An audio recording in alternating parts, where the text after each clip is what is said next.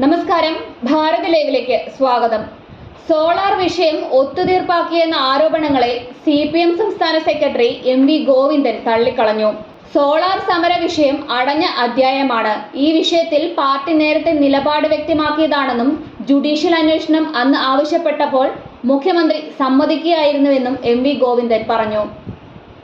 ഇടതുമുന്നണി മുന്നോട്ട് വെച്ച മുദ്രാവാക്യത്തിൽ അനുകൂലമായ തീരുമാനം ഉണ്ടായതുകൊണ്ടാണ് സോളാർ കേസിൽ അന്നത്തെ മുഖ്യമന്ത്രിയായിരുന്ന ഉമ്മൻചാണ്ടി രാജിവെക്കണമെന്നാവശ്യപ്പെട്ട് നടത്തിയ സെക്രട്ടേറിയറ്റ് വളയൽ സമരം അവസാനിപ്പിച്ചതെന്ന് MV ഗോവിന്ദൻ വ്യക്തമാക്കി. എല്ലാ ആവശ്യവും നിർവഹിക്കാൻ സമരങ്ങൾക്ക് പറ്റുമോ?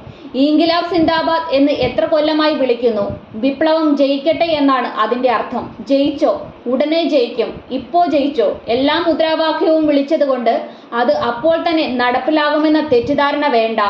അങ്ങനെ ധരിക്കുന്നതാണ് അപകടം. ആ സമരത്തിന്റെ ഭാഗമായാണ് മുഖ്യമന്ത്രിയുടെ ഓഫീസ് കൂടി അന്വേഷണത്തിന്റെ പരിധിയിൽ വന്നതെന്ന് അദ്ദേഹം പറയുകയുണ്ടായി.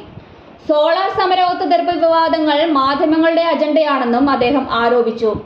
ഈ അജണ്ടയ്ക്കൊപ്പം പോകാൻ ഞങ്ങൾക്കാവില്ല. നിങ്ങൾ അജണ്ട സെറ്റ് ചെയ്തിട്ട് ഞങ്ങൾ പ്രതികരിക്കണമെന്ന് പറഞ്ഞാൽ അത് നടക്കുകയില്ല. എന്നിട്ട് ഞങ്ങൾ എന്തെങ്കിലുമൊക്കെ പറഞ്ഞാൽ അത് വിവാദമാക്കലാണ് നിങ്ങളുടെ പണിയെന്നും MV ഗോവിന്ദൻ പറഞ്ഞു.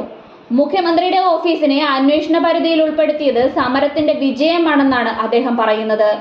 കഴിഞ്ഞ ദിവസമാണ് സോളാർ സമര വിഷയം അടഞ്ഞ അധ്യായമാണെന്ന് CPM സംസ്ഥാന സെക്രട്ടറി MV ഗോവിന്ദൻ കണ്ണൂർ നായനാർ അക്കാദമിയിൽ മാധ്യമപ്രവർത്തകരോട് സംസാരിക്കവേ പറഞ്ഞത്. ഈ കാര്യത്തിൽ പാർട്ടി നിലപാട് നേരത്തെ വ്യക്തമാക്കിയിട്ടുണ്ടെന്നും ജുഡീഷ്യൽ അന്വേഷണം അന്ന് ആവശ്യപ്പെട്ടപ്പോൾ മുഖ്യമന്ത്രി സമ്മതിക്കുകയായിരുന്നു.